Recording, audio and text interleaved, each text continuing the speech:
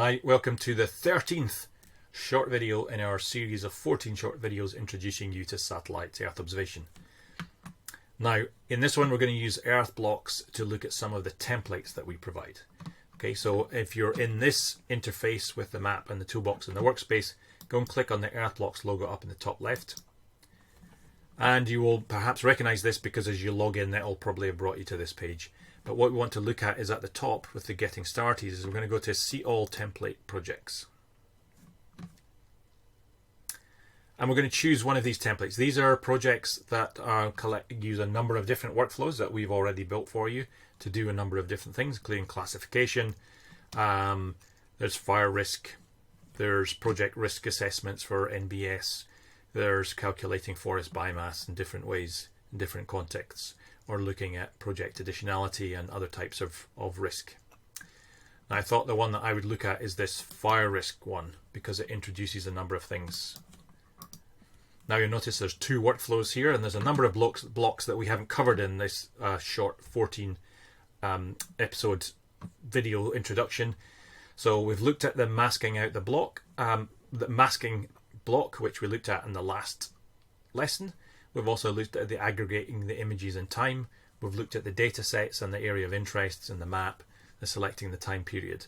This new one here, the filter bands, is just to get rid of some of the data. Speeds things up if you're not analyzing all of the data bands that are available, so you can select out just the ones that you want to look at.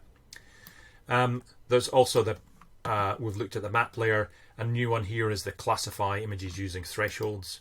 So this is a way to set thresholds of whether it's above or below, and you can set multiple thresholds so that you can have a multiple criteria to classify based on a simple thresholding. The calculator block, again, this is one we'll have to do in a different series of videos to introduce how we can calculate and take the bands from the data and do more elaborate calculations. This is a form of masking. And we've got two different data sets here. We've got the world cover, the ESA world cover at 10 meters, and we've got the modest thermal anomalies and daily fire. Now I'm going to run this. It takes a little bit of time, so I'm going to pause it because we don't have time to wait for them. But you'll see that there's also some table blocks here, so we're actually going to get some table output on the dashboard. And the idea behind this workflow is it's going to use the daily fire data. It's going to look over a period of almost 10 years. And then it's going to look at the quantification of where there is fire and how it relates to different land cover classes.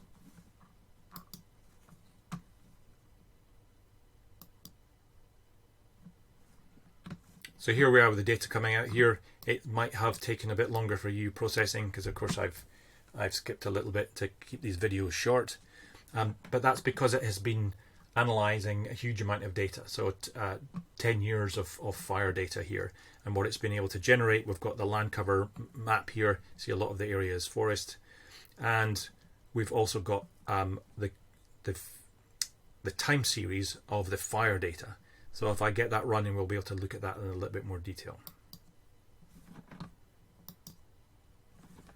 Now we're using the land cover data to generate the statistics, so we don't really have to look at that just now. We're going to turn that off.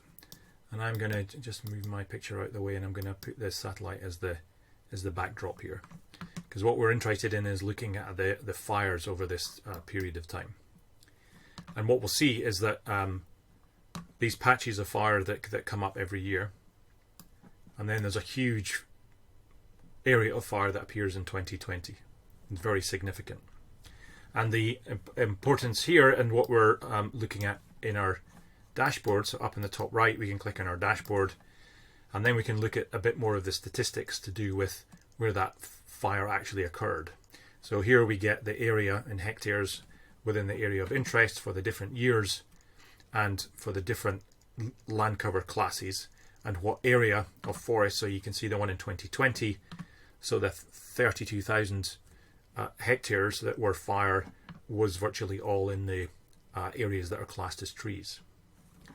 We can use a more elaborate land cover classification to look in a little bit more detail about those different classes, or other satellite data to examine that in a bit more detail.